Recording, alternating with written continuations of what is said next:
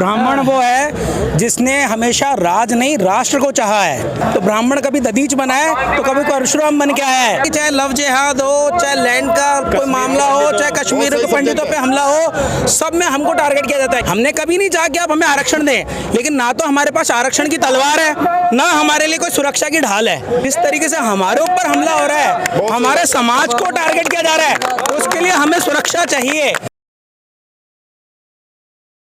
देखिए, ब्राह्मण वो है जिसने हमेशा राज नहीं राष्ट्र को चाहा है। जब जब जरूरत पड़ी है राष्ट्र को और राज्य को और समाज को, तो ब्राह्मण कभी दधीच बना है तो कभी परशुराम बन के आया है। हमने कभी भी ये नहीं कहा कि हमको क्या चाहिए, हमने हमेशा समाज और राष्ट्र के लिए किया है। लेकिन आज आप देखिए कि हमको टारगेट किया जाता है। ये किसी से नहीं छुपा कि चाहे लव जिहाद हो, चाहे लैंड का कोई मामला हो, चाहे कश्मीर के पंडितों पे हमला हो, सब में हमको टारगेट किया जाता है। ये हमने नहीं कहा है, ये आप ही के मीडिया ने कहा है। तो ऐसा क्यों है? क्योंकि हर वो आदमी जो इस संस्कृति और देश का विरोध करता है, उसको पता है कि ये इकलौता ऐसा समाज है जिसके कहने पे आज भी बाकी सारा समाज ये मानता है कि ये जो कह रहे होंगे वो या तो धर्म के लिए कह रहे होंगे या राष्ट्र के लिए कह रहे होंगे। तो इसलिए सबसे ज्यादा टारगेट ब्राह्मणों को किया जाता है। मंदिरों के पुजारियों को जलाया जा रहा है, उनकी जमीनों पे कब्जा किया जा रहा है, तो उसको कौन सुरक्षा देगा? हमने कभी नहीं चाहा कि आप हमें आरक्षण दें, लेकिन ना तो हमारे पास आरक्षण की तलवार है, ना हमारे लिए कोई सुरक्षा की ढाल है। आपने पर्टिकुलर लोगों को सुरक्षा के लिए अलग अलग एक्ट बना के दे दिए,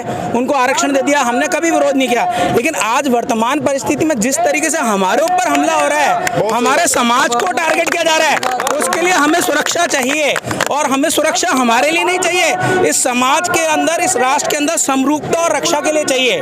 19 मार्च 2023 इस भारत के इतिहास में परशुराम जी की शक्ति के स्वरूप में जिस प्रकार से ऐतिहासिक यहाँ ब्राह्मण समाज का एक जो महापंचायत का नाम दिया था, वह महापंचायत नहीं होकर के महाकुंभ का प्रदर्शन कर रही है। और इसकी आवश्यकता भी इस बात के है कि चाहे सरकार कोई भी रही हो, संगठन कोई भी रहा हो, लेकिन उन्होंने जबकि सनातन धर्म में ब्राह्मण समाज को सबसे सर्वोपरि माना है, उन्होंने राजनीतिक कारणों की वजह से ब्राह्मण समाज को हमेशा अपेक्षा कर रखा है।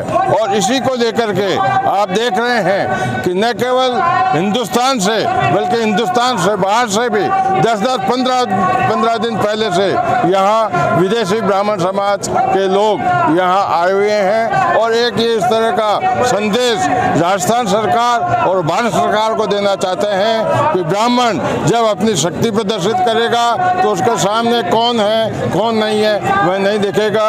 निश्चित रूप से आने वाला आज का 19 मार्च हमारे विप्र सेना के प्रमुख सुनील जी तिवारी के नेतृत्व में अकेले एक व्यक्ति ने चलना चालू किया था, आज उनके पीछे एक सैलाब हो गया है, एक रेला हो गया है। और निश्चित रूप से आने वाले समय में ये एक मील का पत्थर साबित होगा। ब्राह्मणों पे जो लगातार अत्याचार होते रहते हैं, मंदिर के पुजारियों को जलाया जाता है, ऐसे में सरकार मूक दर्शन की तरह बैठी रहती है। तो ऐसे में आपको क्या लगता है कि क्या करना चाहिए? ऐसे में हमारे सुनील जी तिवारी ने इस प्रकार से अकेले कदम उठा करके जितने भी ब्राह्मणों पर अत्याचार हुए हैं, चाहे अजमेर में ब्राह्मण की आत्मदाह वाला मामला हो, धौलपुर का मामला हो, भीलवाड़ा का मामला हो या भरतपुर का मामला हो, विप्र सेना ने आगे बढ़ करके सरकार को मजबूर किया है कि वो ब्राह्मण की सुनेगा और ब्राह्मण की उनको सुननी पड़ी। और आज जो शक्ति प्रदर्शित कर रही है उससे बिना किसी से प्रेरित होते हुए अगर इस तरह की ब्राह्मण समाज के किसी भी सदस्य के सामने किसी भी प्रकार की दुर्व्यवहार होता है, किसी प्रकार की घटना होती है, तो सरकार खुद हमारे बिना मांग के उसको न्याय देगी।